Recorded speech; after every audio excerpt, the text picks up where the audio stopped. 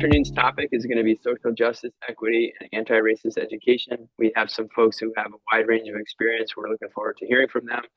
Before we go too much further, if our panelists, our guests can just introduce themselves, and I'm going to turn it over to Pam Fallon. Pam, if you want to introduce yourself, and then you can select the next person in line. Go ahead.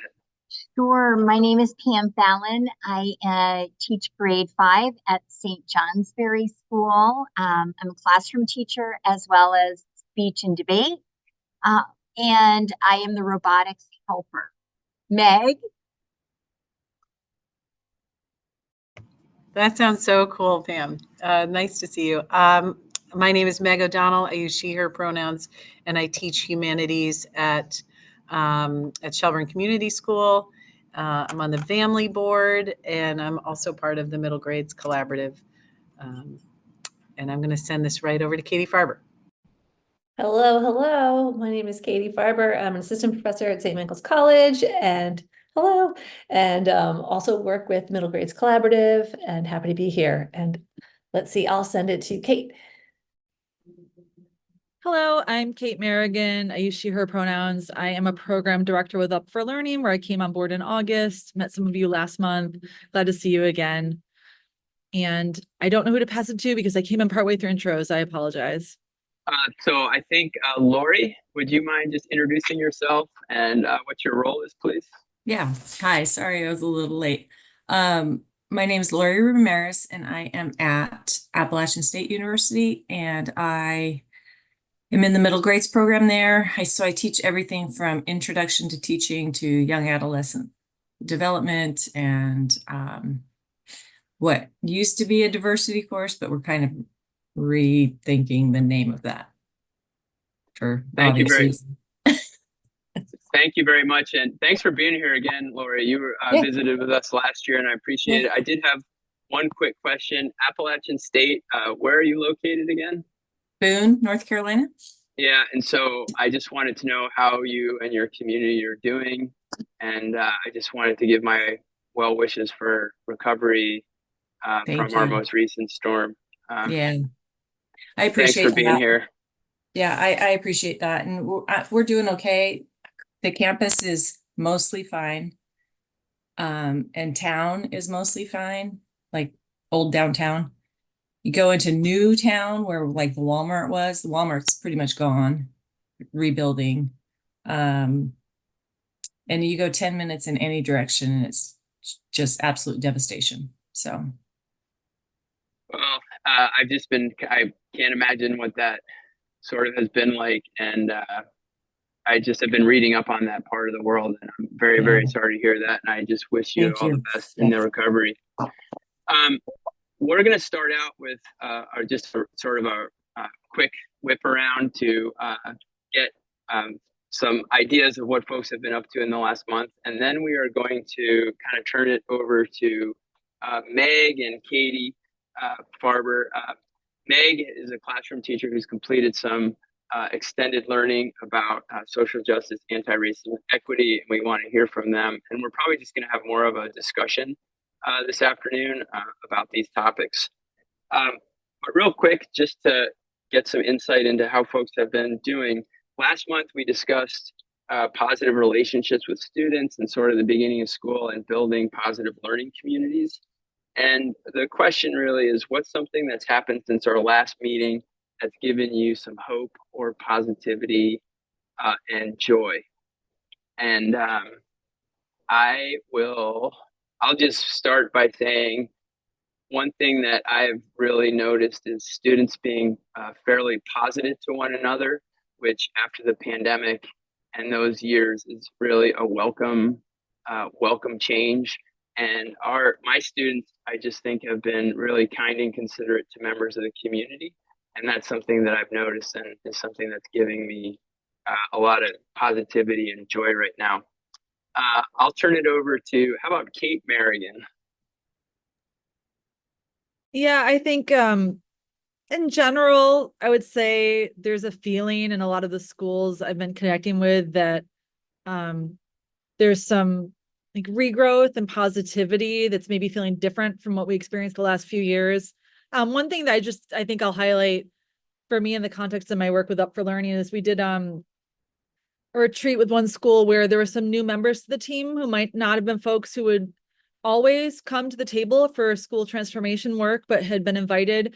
And the thing that gave me hope and optimism was that they felt comfortable in that space, telling us what pieces of what we were doing that day felt like a good fit for them and what might not have felt as comfortable, to help us think about how we make this work a place where everyone feels welcome and feels belonging. They just gave us feedback on the spot about what did and didn't feel right about that, which is great, right? Feeling this hope and excitement about their willingness to share that, and that it was a space where they felt comfortable, was really wonderful.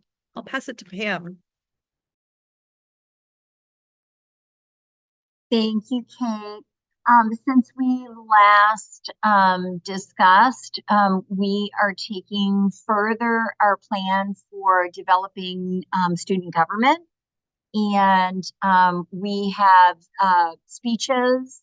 So students have filled out applications. They've written speeches. They give those speeches and can start actively campaigning on Monday. And I think one thing that gives me joy is, again, students finding their voice, finding what they care about, what they're passionate about.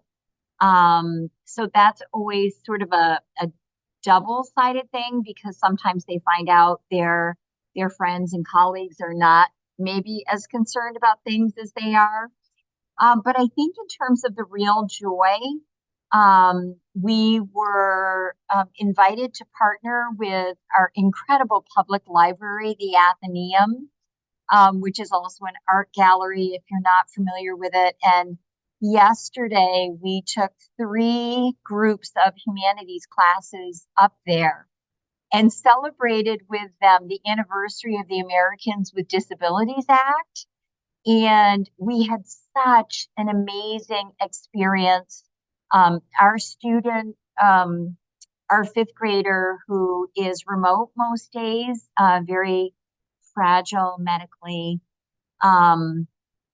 actually came in person, and the students just literally wrap around him. They're always so excited to see him. And you can just see with the expressions on his face that he is so full of joy to be in their company and to celebrate the Americans with Disabilities Act and just all of the epiphanies that came along with that. And let me see, I lost my little view here. Meg, I'm going to turn it over to you again. Thank you, Pam. And Pam, that's so sweet. I remember this summer when you were doing some planning and trying to be mindful of your population of students, and what a full circle moment that, like, just to remember hearing about it in the planning, and then to have that incredible opportunity is so cool. Let's see, my moment of joy, or hope and positivity, all that good stuff. My teammate Wendy and I, every year we're always like, okay, where is negotiated curriculum going to fit in, and how do we start the year and get the ball rolling? And then we have these targets that, these demands of these things we're supposed to do. And so somehow negotiated curriculum usually gets kicked down the street. And I was nervous, honest. I was like, we're never going to make this happen. And we made it happen this week, and asked the kids what their questions were. What are they wondering about? What are they concerned about? What are they most passionate about? And it just never fails that when you ask kids what they are wondering about or what concerns them, it aligns with our curriculum. It aligns with our big ideas about humanity, human dignity, social justice, the environment, governments. I mean, it is essentially, it's right there. And they have great questions. Their questions are way better than what Wendy and I could come up with. So that was a lot of great joy for us. Kev, I'm going to throw it to you, and thanks for being here. Good to see you. Good to see you too. Thanks. Kevin Pioli Hunt. I'm a teacher on Swift House over at Wilson Central School, grades 5-8. Something that brought me joy, some positivity since our last meeting. Kind of building off of that, Meg, just this concept of giving students some agency and choice in what they're doing, and hearing them out. Traditionally, we do a big theater unit every year, and we just launched ours.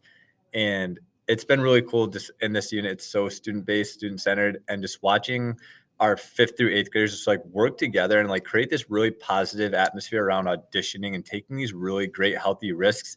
And year in, year out, when we do this, I'm like, oh my gosh, like the kids who show up and do their auditions in front of the rest of their peers, because we do two different plays. One is a Shakespeare play, and one this year we're doing 12th Night and Jungle Book. And just to see them like doing something I would never do in middle school, and they just like take it on and they support each other so well. It always brings hope and joy to me every time we do it, because again, you never know how middle schoolers are going to react or treat each other, and it's just like great to see them embrace it and look out for each other and support each other, and like to see our 5th graders paired up with our 8th graders, and like the 8th graders take on the mentoring role because they've been in it before and they're like coaching them up. It's a really positive experience across the board. Overall, I know it's not for everybody, but overall, it's got a really positive vibe to it. So that definitely brought me joy the past week.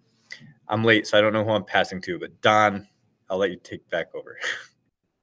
How about Lori? Do you want to fill us in? Sure. I wasn't here last month. So, but we've been I teach this semester, I'm teaching 3 sections of an introduction to teaching class. And unfortunately it's a core course. So it's sort of planned for us. So we don't really get, excuse me, we don't really get down to like, what is teaching really? But we talk about like big concepts of what is teaching. So we've been talking about democratic education, and my joy is coming from students who are registering to vote for the first time. They're like, this is their first chance to vote. And I'm so excited for them. Like, I'm ridiculously excited. And some were so sweet. They were like doing online ballot. They were signing up online to get a mail-in ballot. And I said, why don't you just walk across the street and go to the student union? And they were scared. They didn't, because they've never done it before. I'm like, I will go with you. But they wanted to just do the mail-in ballot for the first time. But it's exciting to just see them all like excited about the election and stuff. It makes me happy. Thank you. Thank you very much. Katie Farber. Lori, we should talk. I teach a similar class, and so I'm just thinking, oh my gosh, there's so much to talk about there. But I'm struggling with a couple different ideas. One, I'll just share quickly, is that we planned I'm part of the Common Reads committee every year that plans a YA book or a middle grade book that the whole education department reads, and then we have a lot of events around. And we just had one about mascots and potentially racist or harmful mascots in schools, and what do we do about that? And we read the book called Mascot by Tracy Sorrell and Charles Waters, and she came virtually and presented to us. And then we had this teacher panel. Well, it was an athletic director, a teacher, community member that came and all talked about the challenge and the change of a mascot in a local school. And it just brought such depth and understanding to something that the students, I think, had been thinking kind of shallowly about, to just really bring out the complexity of the issue, but also that it's about protecting your students and their identities and saving them from harm, and that it's worth, and often led by the students, and that it's worth the struggle. So I feel like they had to come for that class, Lori, that introduction to education class, and I feel like it really aligned well with our equity unit, and it's just like, I feel like it's just like turning on the lights, like a consistently turning on the lights in a different way of thinking about the world for these students. So that made me happy. All right, thank you. Is that everybody? I think it is. Well, again, thank you so much. And you've already heard a couple of themes or a couple of events and activities that have sort of linked to our larger theme for this month, which is equity, social justice, and anti-racist teaching. And in my discussions prior to this afternoon, I recognize that some of my colleagues have much more intentionally studied and taken coursework with this, and Meg O'Donnell is one of those. And at this time, I'm going to kind of turn it over to Meg And I think she's going to tell us a little bit about the coursework that she's done and how it's impacted her teaching. And then we'll take it from there. Meg? Awesome. Thank you, Don. First, I want to preface by just saying that I feel like the more work that I lean into around social justice and anti-racist education, the more I want to learn about it. It's a cycle. It doesn't feel like there's really like an end goal. It's a continual cycle of learning. But I did, and I'll say that one of the reasons I think mostly that I got into that I wanted to pursue this certificate through St. Mike's. It's the Racial Equity and Educational Justice Certificate, graduate teaching certificate that St. Mike's offers that is just an incredible experience. And I really was drawn to it in part from the middle grades work that we do at the Institute, where we talk about it so much. And I was like, I feel like I need more confidence in it. I always felt like I was like stumbling over the right word to say and like hesitant and filled more with self-doubt than I was just about understanding that this is part of the journey. And so the coursework, it's a 4-course, this particular certificate process is a 4-course online program that's run through Rebecca Haslam, and Dr. Rebecca Haslam, and the way she created community online was just incredible. And I think I feel like so much of this work around social justice and equity sparked from 2020 and the murdering of George Floyd in our educational practice. And so much of it was pushed online because of COVID. And so many of these hard conversations that were happening, for a lot of them have been happening online. And it just strikes me as an interesting juxtaposition, because this is powerful stuff that we want to talk about. We want to do it while we're in person. And so to be able to do it online presents interesting challenges, but also great opportunities. Anyway, the 4 courses, the first one was Antiracism, sort of critical theory. We read Bettina Love's book on We Want to Do More Than Survive. That was just full of so much eye-opening information. The subsequent sort of the middle 2 courses were on Indigenous peoples and then African American history, and that both of which were great. The African American history changed my passion about history. It just reignited in me why I became a humanities social studies teacher. And even though I was a generalist for a long time, I started out as social studies and learning about Black Vermont, because that was really important, that it's a part of Vermont that I knew nothing about. And so I created a unit for that class that I'm now actually teaching and sort of fumbling through all the mistakes about it, but all the ways that kids are embracing this learning too. That's just been so affirming. And then finally, the last class was sort of the inquiry, and again, inquiry and equity and educational justice. And I think the thing that I appreciated so much was around examining our own practice, right? Examining, being curious, as opposed to, so if I came at it initially from, oh, I'm not doing this right, I don't say the right words, I don't have the right lingo.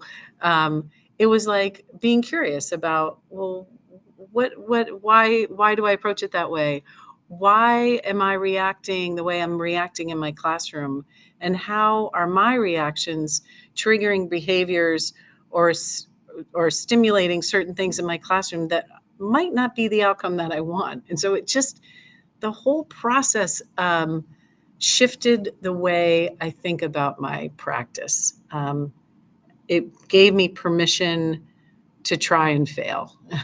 And it gave me permission to make mistakes and to really look differently at all of my students in my classroom. So mindful of not just mindful, but intentional about what are the identities and of the students that are in my space, all the multiple intersectional identities that they come to school with. How am I showing up for them? And really looking at my curriculum. What's in my curriculum that's that needs to be revamped, that needs to be updated and upgraded, and we can't do it all, but we can certainly take shifts, right? We can certainly take little, be intentional about shifts that we make. So it was just a really rich opportunity. If you are looking for something that's going to change your practice, it doesn't. I strongly suggest you do the READ process. But if you can't, it's like there are opportunities out there for teachers to come together to talk about, like this opportunity right here, right? Like here we are, hanging out, trying to think about it. So I don't know. I would just turn it, I guess, Don, can I just sort of pose that first question about what do folks think about when they think about defining social justice and anti-racist education? What does that mean to you? What comes to mind? Yeah, I think so. I mean, we had talked about maybe a little bit different format where people were like, when we're talking about this stuff, there's something that's coming into my mind that's like really prominent. And we had talked about maybe people can write some notes in the chat, and then we can maybe just kind of respond to what's in the chat and just kind of have more of a free flowing conversation. Can people nod their head if that sounds like that's okay? All right. So Meg, why don't folks take 2 or 3 minutes to just write in the chat, when we talk about this, what are some concerns that come up? And then Meg, I'll turn it back to you and you can kind of guide their discussion. All right. That sounds so great. So how about at like 3:42, we'll come back. Not that like timing and minutes are, anyway.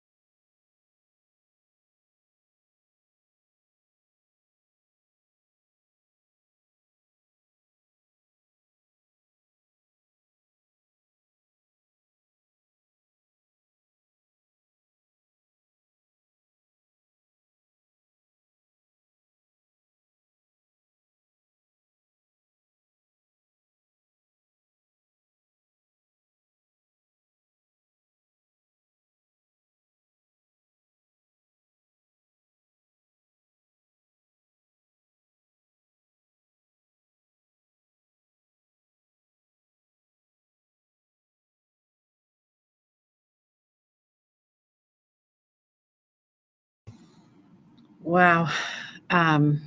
Holy cow, folks. I don't know if you've had a chance to like look in what's in the chat, but it's pretty powerful to think about Lori, I just think about you, right? Like, what are the freedoms and the opportunities that we can have here to have this open conversation, and where it feels completely stifled. I wonder if we could talk about,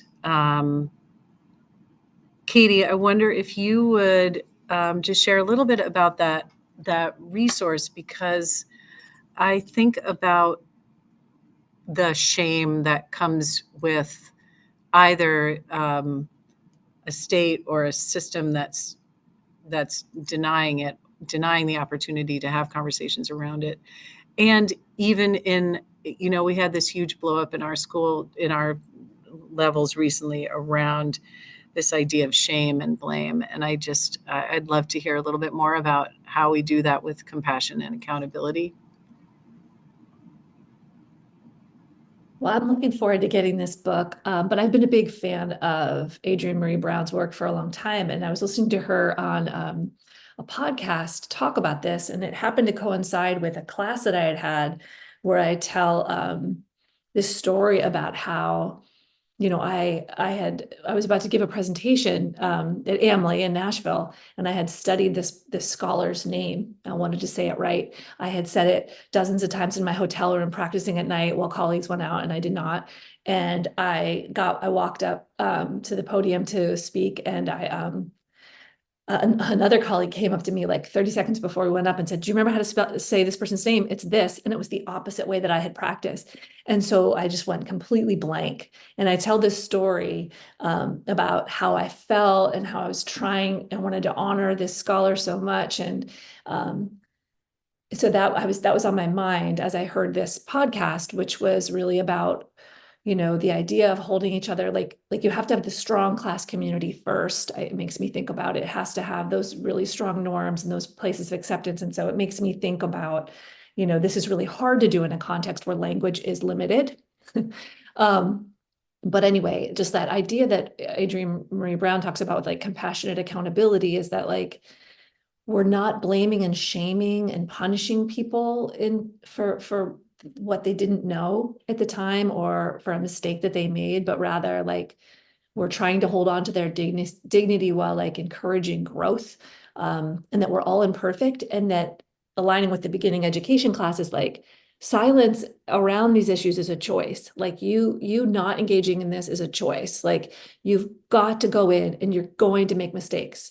And this whole like your silence and your whiteness will not protect you. Like you're not doing the work if you are just not doing this. And that means you will do it imperfectly, and that is okay. And we have to do it anyway. And that those mistakes foster a deep connection, because when I shared about that with my class, I felt like, that was showing a vulnerability on my part, and that deepened our relationship and allowed for deeper conversations about some of these issues. So hope that helps. In the nature of just having conversation, we're just going to keep this open. So like if someone wants to respond to what Katie said, take their thread, instead of, just feel free to jump right in and comment, reply.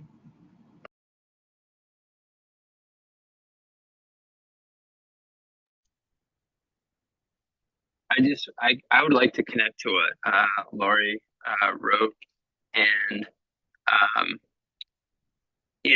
it's really frightening to me that in a place of education in the United States, that there can be folks who are not addressing topics because I'm thinking that there's probably in some ways like a fear that they'll get reprimanded or lose their job, or and that fear, you often wonder, if you look back in history, how could people not be saying anything? How could people not be doing anything?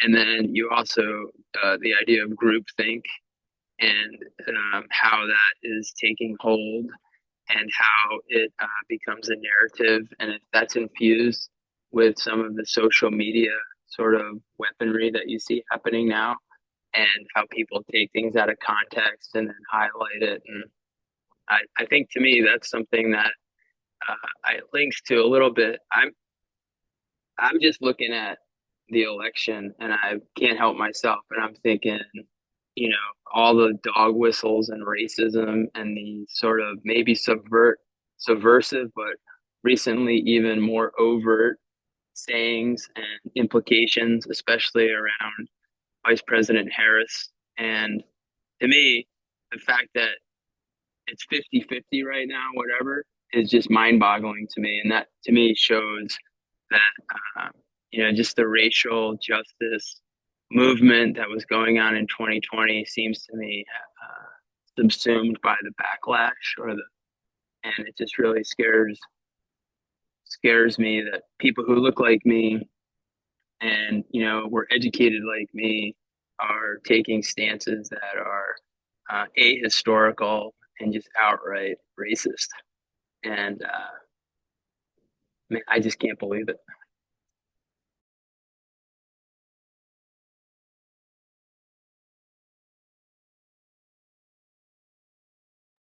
And I'll just say a couple of things about that because I am really frustrated with it.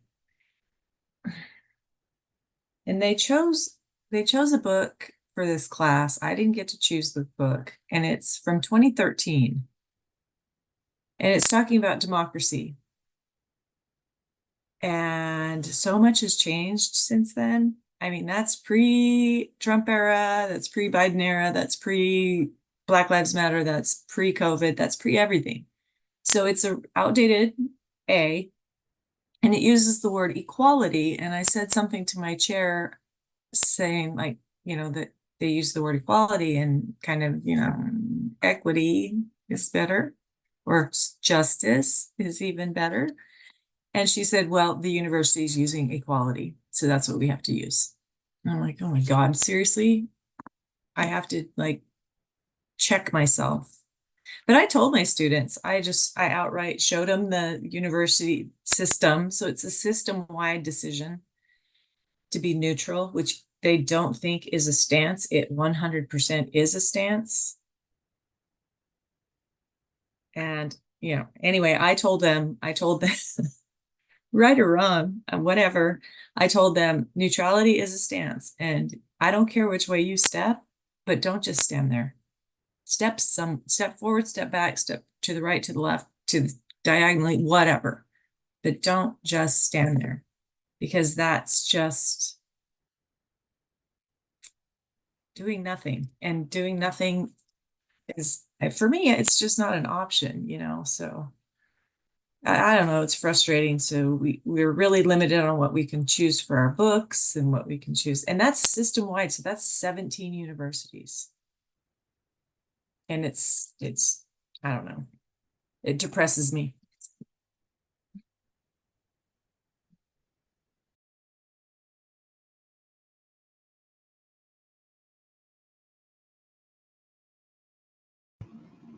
Kate, do you want to say something about what students are eager, you know, what you're hearing, Kate Merrigan, in terms of why students are so hungry for this? What is it that, where's, you know, what do you think that, where's that coming from? I think I will say there's a limited extent I can speak to this from an up perspective because I'm newer and only working with a few schools right now. So I'm kind of thinking of this broadly as well, and that we know since COVID and with the, you know, the degree to which we're having attendance challenges with school and the engagement issue that goes along with that. But one thing I'm sure we've all read about, seen headlines about nationally is that young people want education to feel more relevant. And they want to be at school. They want to feel excited to go. And in order to feel excited to go, they need to feel a sense of belonging.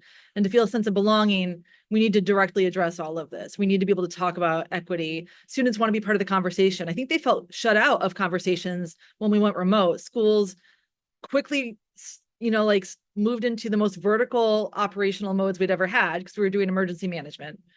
And then didn't always shift out of that. So students got excluded from a lot of conversation. They want to be at the table talking about things. They want their experience at school to feel relevant. I know I saw this in the school I'd been working in and in conversations I've had with students beyond that in my work now. They want to be at the table. They want to be able to talk with school leadership. They want to be part of the conversation. And to them, conversations around anti-racism, around equity are really central in that. Our student populations in so many schools, probably majority of schools, are more diverse than our adult staff, right? So to them, this is a critical part of talking about belonging, is recognizing that conversations about equity and anti-racism matter, and they're part of their lived experience day to day in school. They can't be ignored. So I guess that's what I'm thinking of when I'm thinking of that. The students, I think, generally are vocal in surveys and in conversations in schools that they want to be included. And when they want to be included, this is part of the conversation. They want to talk about real world issues day to day in school, and they know educators are afraid and unprepared. They still want us to get there. Does that resonate with folks? I guess I think we're all feeling this. I think we're all feeling it. All of this is bringing up a lot. I will add too, I don't think young people are generally as afraid to talk about it, right? Because they are more used to making mistakes every day. We put them in situations where they're not expected to be experts. We give them feedback all the time. We're humbling them by design in the learning spaces. So it's less scary to make an error as a learner around issues concerning equity. It's much more scary for adults to feel like we're going to make mistakes and to bring that humility. That's me for now.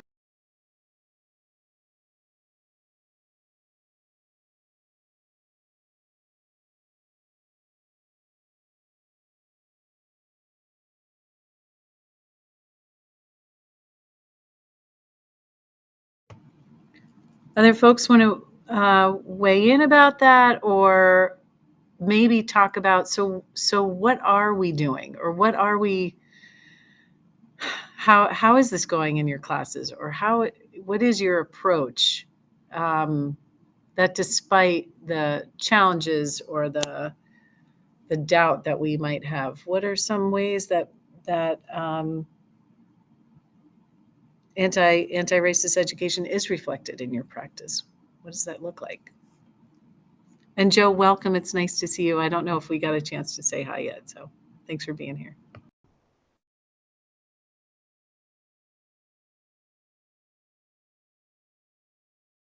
I think I'd like to speak to the systemic issues, if possible. We look at everything falling apart with COVID, but it goes back way further than that. No Child Left Behind in 2001 changed the whole playing field for education and what time was donated to what topics in what settings. And so we've been assessing reading, writing, math, and sometimes science for over 20 years now. And in Vermont, we have not assessed anything else in any meaningful way. And so I know from being in classrooms for these last 20 some years that we're not talking about most of the issues that you've just brought up in any meaningful way. And one of the main factors of that is time.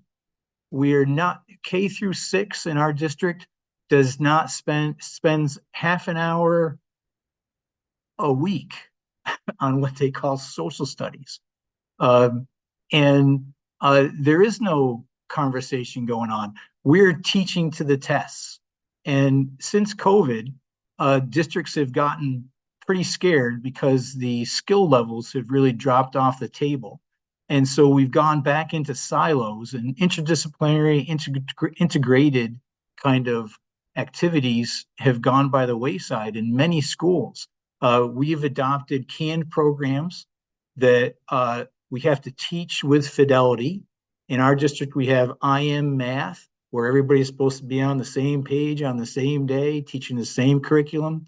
Fidelity means that students, no matter what their skill level is, they're getting pitched the same curriculum, even if that's not where they are.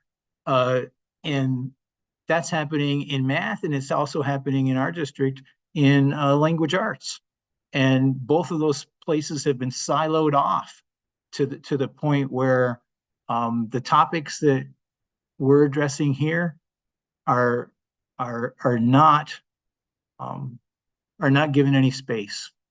And so young people may want to talk about this stuff, but the systems and the adults who are driving these districts are not doing anything about it, really, that's meaningful.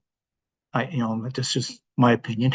But the state of Vermont knows this and is doing nothing about it. The Agency of Education knows this and is doing nothing about it except giving lip service. And so is the legislature. All these conversations have been going on now for 20 years or more about how we're only assessing 2 or 3 things and everything else has been pushed aside. So if we don't give these things time, no matter what our hearts might say we want to do, we don't have the ability to do it.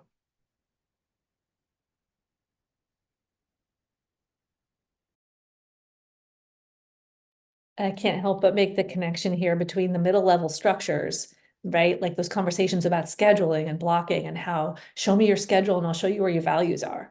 Like, right? I mean, this is like this, we're talking in these concentric circles. It's like, Joe, that point is so important. Like, I just get so frustrated with the half an hour for science and social studies because the only thing we're testing is math and literacy in these schools. And we know better. Like, we've got all the receipts. We've got all the data about this with middle level kids, right? We know they drop out at higher rates when they're not engaged by the end of 8th grade. We know that if they don't practice having these kind of conversations, they're going to have a much more limited and sheltered and potentially bias-filled high school, it's experience. So it's perfectly maddening, and it calls for maybe a resurgence of the middle grades philosophy in support of this kind of change. Like, how do we wrestle this back into the mainstream, or say that this is the schedule because this is what our mission says? Because I would imagine that equity is a big part of every school's mission. And if that is true, then can we build a schedule that actually reflects integrated deep work? I'm so glad to hear you surface that. I think people sometimes will speak about, I think this came from politics, but like the budget is a moral document. The schedule is also a moral document. It really is. That's an important thing for us all to keep in mind. And I'm glad to hear that pointed out.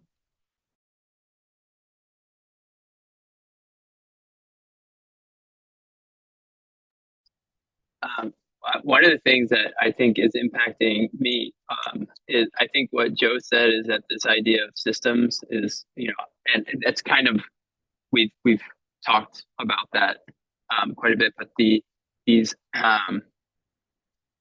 systems issue. And so, for example, I'm listening to the political rhetoric, the anti-immigration political rhetoric, and we're going to have the biggest deportation in history, and people are saying, yep, I'm going to vote for that. And at the same time, if you read about the fact that we don't have enough people being born, we actually need immigrants to actually continue the structures that were. And I'm sitting there going like, well, what the heck?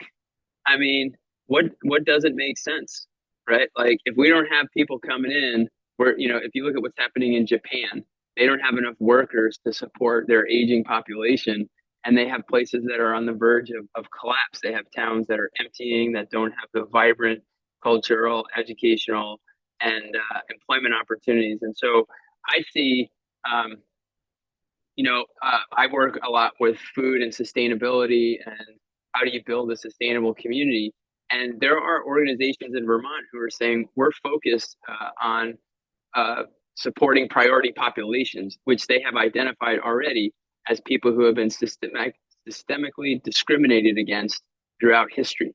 So people are saying this is happening. We have places like where Lori's at, where we have 17 universities. I didn't realize it was 17 universities who are saying this is what you can and can't read.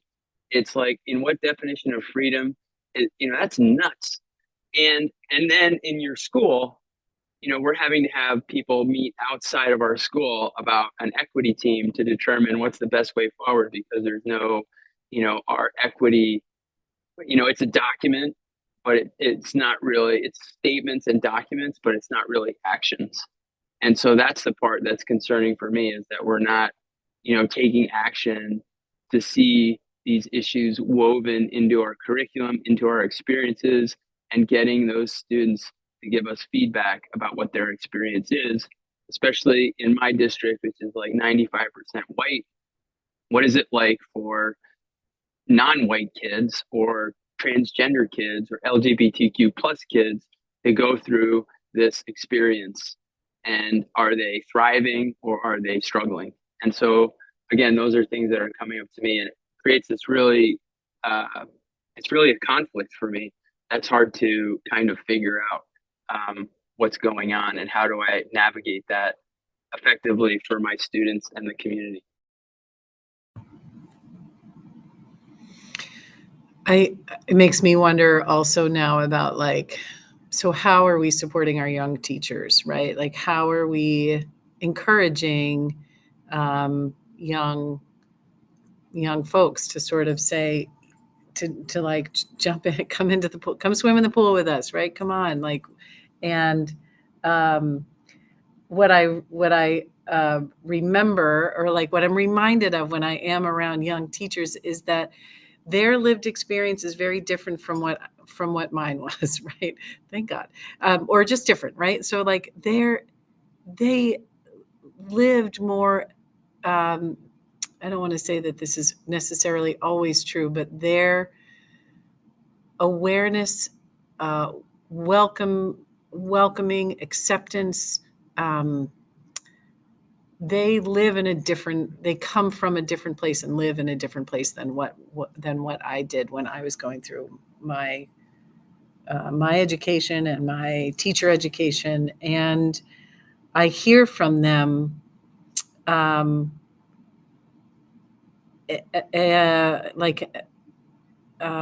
persistence, an insistence that they are going to uphold these social equity, anti-racist education. That's for many of them, that's some, at least from the, only have 5 kids in my class, but it's like, that's why they're in it, like that's why they're doing, teacher education programs. And that, it brings me back to the beginning of our conversation about what brings you hope. And it's like, there's definitely not, they're not banging down the door, but they're out there, right? There are young teachers that are out there. They're coming into our classrooms as interns. And I don't know, maybe we can just like continue to welcome, Lori, send your kids up to Vermont, like tell them to come up to Vermont for a little bit, let's get a bus. And, but,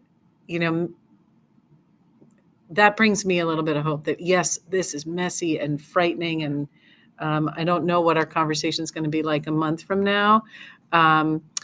But I'm hopeful for the new folks that are stepping into the field. I feel that. Yeah, come on. So Meg and everybody, I think what my takeaway right now, my instant kind of reaction, is that there are so many issues that are happening with regards to these topics. And I like the way, I forget who mentioned it, this being imperfect. I think it was Katie Farber, and trying to do the work no matter what, because we're committed to it and we think it's important. And we're not going to come to any solutions. I don't think these are complex topics, but we certainly are going to keep trying. I mean, people here are dedicated educators. This has been a very revealing and important conversation. And so, Meg, I'm wondering if we could close just by asking people, what's one commitment that you're making, not just tonight, but that you have made with regards to these topics and the idea of equity in the classroom. And is that okay, Meg? Does that sound all right? Does that sound okay to people? I can say that one of the things that I'm doing is I'm working with that equity team. And one of the things I believe they wanted to have folks who would either run workshops or try and run workshops in professional development in the district and within our schools. And so I'm participating in that. And I'm also, I asked our principal to order Alex Chevron Bennett's new book, Being an Everyday Change Maker, which I think has some good strategies. And you know, I'm kind of trying to press myself on these things. And then also just those priority populations who have been unserved by the government and the systems. How can I start talking about those in my classrooms so that kids know that those exist and that we can make changes to help support those populations? So those are just a couple things that I'm trying to work on. It's imperfect, but it's important to me, and I think to the students who need that support. And I guess I'll turn it over to Katie Farber. Can you just tell us something that you continue to do and work on? Yeah, for me, it's a lot about showing up with students and not getting sort of my nervous system hijacked and kind of staying in a curious space while also nudging them forward with a, you know, in that way that podcast and that book is resonating with me. Like, how do I hold them in a loving accountability and say, you know, and myself as well when I make these mistakes? Like, how do we do that? How do we model that and do that? And I make a commitment to doing that even when I feel like I want to avoid it. I want to do anything else but say whatever just happened, we need to go talk about, or we need to unpack, or we need to heal from. And that tendency to want to run away is something I really have to like push myself to stay in it and to go forward and to make sure that I'm having these kind of conversations with my students, you know, and sometimes colleagues, like on the regular, and that I hope that I'm modeling that ability that people can also pull me along in those ways as well.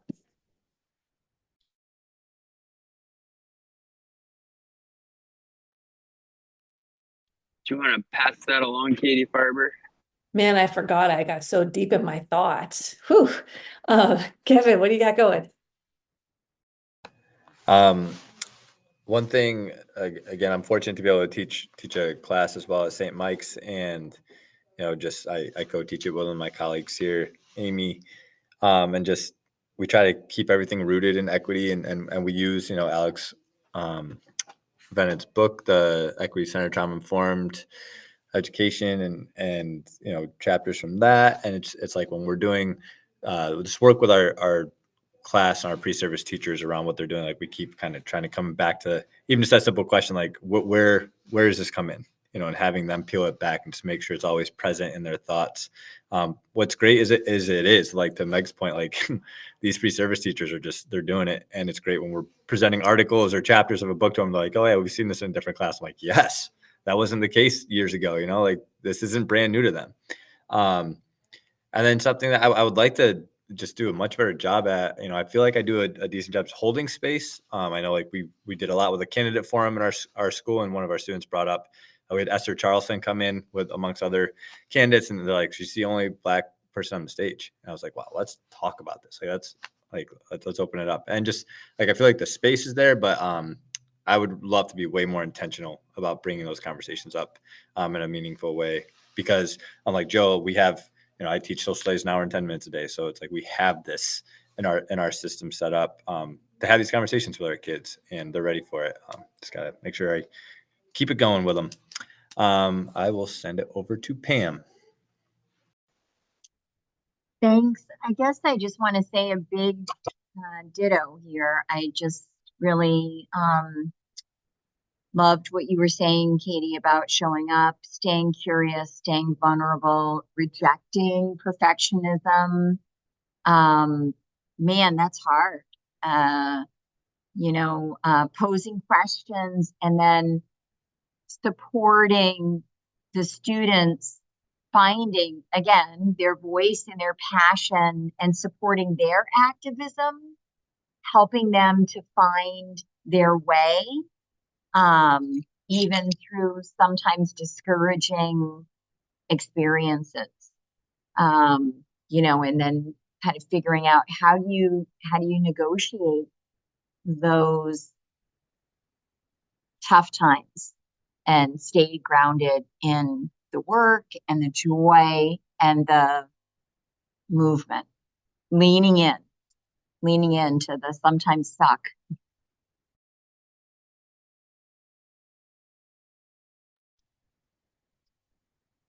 Pam, do you want to pass it to somebody? Passing to you, Meg. Okay. Yeah, echo all of the above. I think the thing that I find that I'm missing is these opportunities, right? Like this was important and powerful, and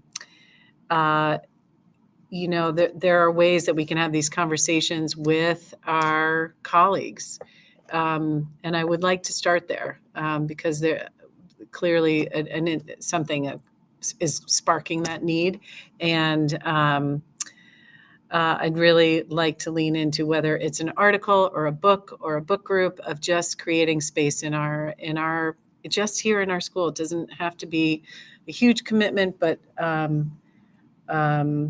just creating more space for having adult conversations around this, and as always, leaning into what we can do for kids.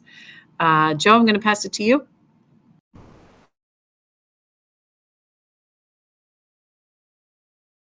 Still have to learn how to press the buttons. Thanks, Meg.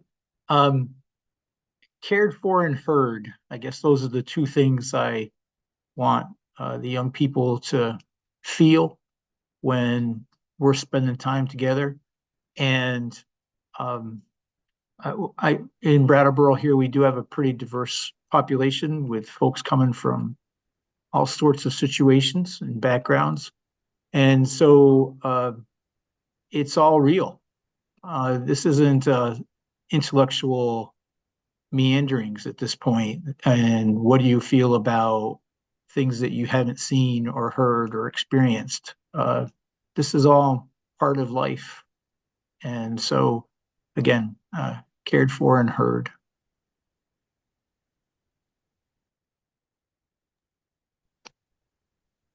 And I think Lori. Okay. I mean, I feel like I'm having to do this sort of insidiously, and I was looking for a quote and I can't find it. That's in the book that we were told we had to use. It's by Nell Noddings, by the way, Education and Democracy, which is like graduate level for sophomores. Anyway, but there at one point she does say, and I agree with her very much, and I can't find it, but basically she says we need to do what we know is best for our students.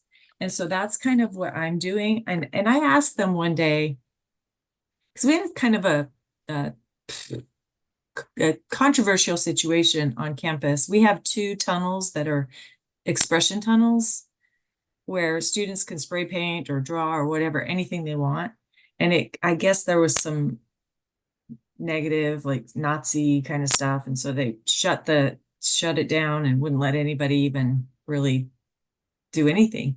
And the students were really upset about it. And there was a big argument and blah, blah, blah. The chancellor got involved, and our chancellor ended up basically stepping down. But there was so much hullabaloo, or whatever we want to call it, about students' voices needing to be heard. And I asked them about that. And I said, do you feel like you were heard and that your concerns were like they were valid concerns that were recognized by the university? And they all said yes, which made me feel good. But in terms of what I teach in my classroom, I am restricted in a lot of ways. So I feel like I just have to do what I believe is best. And a lot of it goes back, like you said, Katie, to middle level educational philosophy. Like things, the things we think about in terms of middle level education, I think are we think about these things. And in terms of talking to my colleagues and having these conversations, I don't think most of them would be eager to have those conversations. They're just following, and it makes me kind of sad. They're just, well, this is what we're supposed to do, and this is the book I'm supposed to teach. And, it's like there's no questioning, there's no critical thinking happening, it's really kind of sad, because Appalachian was such a great university for middle level education. 20 years ago. I don't know that that's true anymore. So, yeah, I'm just kind of having to sneak it in where I can carefully. But the students are talking about these things. They really are. So if they bring it up, I'm all in. But I don't really bring up much about like social justice and that kind of stuff. I really don't feel like I can. So anyway, thank you. Well, I want to thank folks for showing up today and for talking about some of these topics. And I think what Joe just said, cared for and heard from, I think is important for us as well as our students. And I think meeting with you on a monthly basis is a way that I know and I hear, and it's so helpful and supportive. And I very much appreciate everybody's time. Also, a shout out to Meg. Thanks for stepping up today and really kind of demonstrating your expertise or your continuing pursuit of knowledge in this area. Thank you to everybody. Next, just real quick, I was just thinking about this. We meet on November 14th of next month, and I'm laughing because I'm nervous because on November 14th, it's going to be a very, something's going to be different, right? And we're going to have a different conversation depending on what that looks like. And yeah, so November 14th, but we're going to be talking about communities, and maybe depending on what happens, maybe we'll just have to really focus on our classrooms and our communities. And as Lori mentioned, do what's best for the people who are right here and for each other. And I'm hopeful, but I'm also, 50-50. You never know how it's going to go. And when you hear words like freedom and all those things, that kind of, you have to question even that these days. But I really deeply appreciate what you're doing, and more importantly, what you're doing for your students. In Lori and Katie's case, what you're doing for those young teachers who, as Meg mentioned, need our support. I hope all of you keep up all of this work. I look forward to seeing you next month. And as Lori mentioned, those registered voters, remember to get out there and vote, everybody. I hope you have a wonderful next month. And thank you so much, everybody. I really appreciate it. Take care of yourself, your students, and your communities. And we'll see you in a month. Okay. Bye now. Thank you. Thanks. Thank you, Don. Thanks, everyone. Thank you. Bye. Thank you. Thanks, Don. What'd you think? That was good. I love